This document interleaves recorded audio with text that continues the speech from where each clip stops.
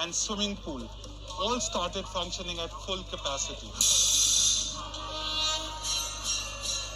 Crowded festivals like Holi and very recently the Kumbh Mela were also being organized.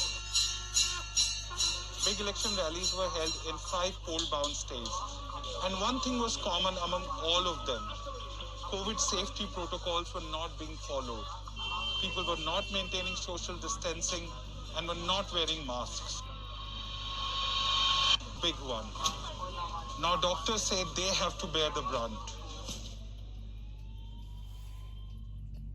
You reach the hospital and it is absolute pandemonium. Patients, oxygen saturations dropping, patients getting ventilated, your juniors calling you to be in the ICU at that point in time. And inside the COVID ICU, it's a completely, it's a mind-boggling scenario at times, especially at the peaks of the pandemic.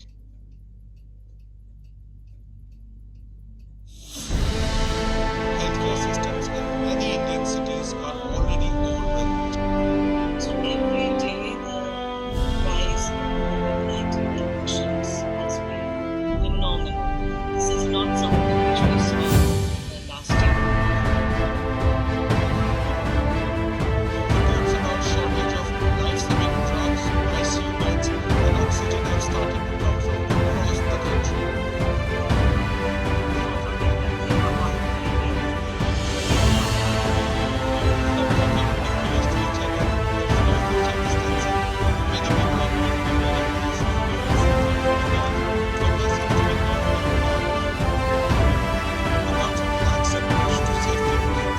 Some experts also believe that a new variant could be responsible for the rise.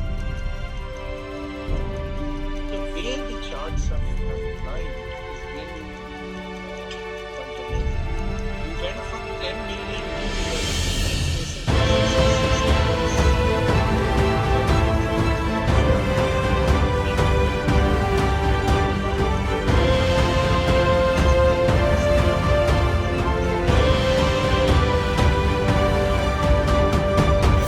what happened.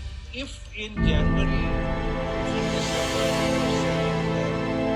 enough number of people have been infected and therefore there is a downward curve, how can suddenly the same people become susceptible? The only logical explanation for this is that the virus has changed.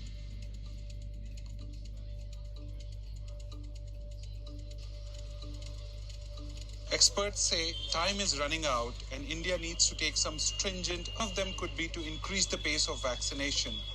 The country has so far administered about 100 million doses, but the pace further needs to pick up.